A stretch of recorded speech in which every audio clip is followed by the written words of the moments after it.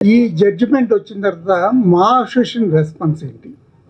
Sir మా association నా card first తీసేశారు సార్, కానీ 1 వీక్లో ఇచ్చేసారు సార్. జడ్జిమెంట్ రాకుండా మీరు ఎలా శిక్ష వేస్తారు అని చెప్పి నేను లెటర్ రాసి ఇచ్చాను సార్.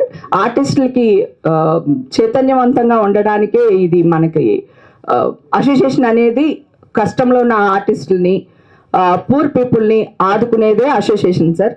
అలాంటి అసోసియేషను తీర్పు రాకుండా, కోర్టు తీర్పు రాకుండా ఇలా చేయడం కరెక్ట్ కాదు, ఏదో మీడియాలో వచ్చింది నమ్మకూడదు అని చెప్పి నేను లెటర్ ఇచ్చాను. వాళ్ళు ఇమ్మీడియట్గా నా కార్డు నాకు ఇచ్చేసారు సార్. ఇమ్మీడియట్గా జరిగిపోయింది, 1 వీక్లో జరిగిపోయింది. కానీ ఇండస్ట్రీ నుంచి మీకు ఎందుకు అంత సపోర్ట్ అసలు రాలేదు? ఎందుకు రాలేదు సార్? చిరంజీవి గారు మనుషుల్ని పంపించారు, తనకి ఏం కావాలో హెల్ప్ చేయండి అన్నారు. తర్వాత మా హీరో, ఇంకో 2-3 హీరోలు, డైరెక్టర్లు అందరూ సపోర్ట్ చేశారు సార్ నాకు. సో నా ఇండస్ట్రీ నాకేం సపోర్ట్ లేదు. విష్ణు బాబు కూడా సపోర్ట్ చేశాడు సార్, ట్వీట్ కూడా చేశాడు.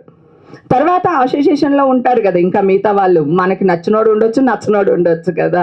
సో అదేదో జరిగింది మిస్టేక్, కానీ ఇమ్మీడియట్గా సర్దుకున్నారు. ఇండస్ట్రీ సపోర్ట్ నాకు 101% వచ్చింది సార్.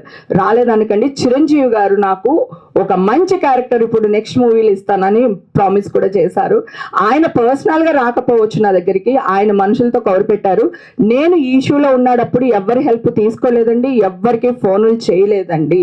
ఎందుకంటే నేను నిర్దోషనని నాకు తెలుసు. ఫస్ట్ నుంచి ఇదే వాయిస్లో మాట్లాడుతున్నాను, ఇప్పుడు ఇదే వాయిస్లో ఉన్నాను. నేను డ్రగ్సే కాదండి, నేను పార్టీలకి వెళ్తాను, నేను తిరుగుతాను, తిరగనని చెప్పట్లేదు. నేను నా లైఫ్లో ఎంతో కష్టం చూశాను. ఇల్లు, కిచెను, షూటింగ్ తప్ప నాకేం తెలియదు. సో ఇప్పుడు నా లైఫ్ నేను నిజంగానే చిల్ అవుతున్నాను. చిల్ అవ్వడం ఒక బూతులాగా వేసేసారు వీళ్ళు. కానీ ఇది నా లైఫ్, నా ఇష్టం. కానీ చట్ట విరుద్ధ పనులు నేను ఏదీ చేయలేదు. ఇప్పుడు ఇక్కడే ఉన్నాను. కావాలంటే డ్రగ్స్ అలవాటు అయితే ఇంక జీవితాంతం అలవాటే కదండి, లేకపోతే గవర్నమెంట్ ఎందుకు యాక్షన్ తీసుకుంటుంది కదా. ఇప్పుడు కూడా నేను ఇక్కడ రెడీగా ఉన్నాను. మీరు ఎవరన్నా నాకు టెస్టులు చేస్తానంటే చేయించండి.